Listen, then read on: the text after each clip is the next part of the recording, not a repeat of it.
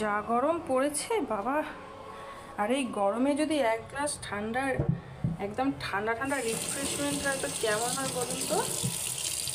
তো আমি আজকে আপনাদের সাথে ওয়াটারমেলন ঠান্ডা ঠান্ডা একটা রিফ্রেশমেন্ট বানাবো ওয়াটারমেলন দিয়ে, যা খেয়ে একদম মন প্রাণ সব শান্তি হয়ে যাবে।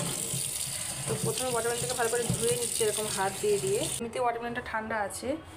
আর এখন আমি যেটা বানাবো সেটা হচ্ছে ঠান্ডা ঠান্ডা তাজা তাজা ফ্রেশ একটি রিফ্রেশমেন্ট বানাবো। সাইজটাও অনেকটা বড়, জানি না ভেতরে কি হবে। অনেক সময় ভেতরে ওয়াটারমেলন কেটে দেখা যায় যে ভেতরে সাদা, এখন দেখা যাক ভেতরে সাদা বেরোয় না লাল বেরোয়। তো কাটি, চলুন দেখা যাক। তারপরে এটাকে দিয়ে একটা ফ্রেশ রিফ্রেশমেন্ট ড্রিঙ্ক বানাবো। এই ড্রিঙ্কটা খেতে যা অসম্ভব ভালো লাগে যে বলে বোঝানো যাবে না। তুমি কেটে নিয়ে আগে এটাকে ওয়াটারমেলনটাকে কীভাবে কেটে নিয়ে আগে বলো। কাটার পালাটাকে চাকু দিয়ে কেটে নিয়ে আগে আমি এটাকে কাটছি। বাবারে ওয়াও, দেখি তো লাল আছে কিন্তু খুব বেশি লাল নেই। চলো এটা দিয়ে হয়ে যাবে। কি করা যাবে এখন, ভেতর থেকে তো দেখা যায় না যে কতটা লাল থাকে, এক একটা তো অনেক লাল থাকে।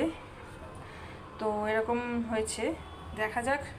এটা কেটে আমি সুন্দর করে একটা সুন্দর রিফ্রেশমেন্ট বানাবো। শুদ্ধ ওয়াটারমেলন, এর সাথে অনেক কিছু পড়বে, তো তার জন্য আমার সাথে থাকতে লাগবে, চ্যানেলটিকে অবশ্যই ফলো করতে হবে। তো চলো লেটস গো।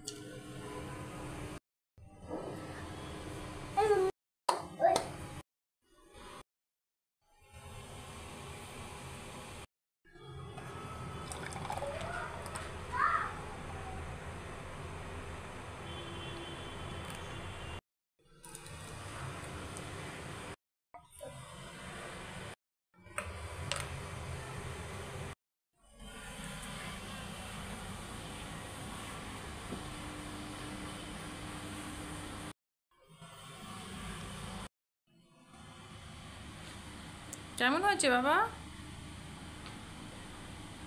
হয়েছে, হুম, টেস্টি হয়েছে, ভালো হয়েছে।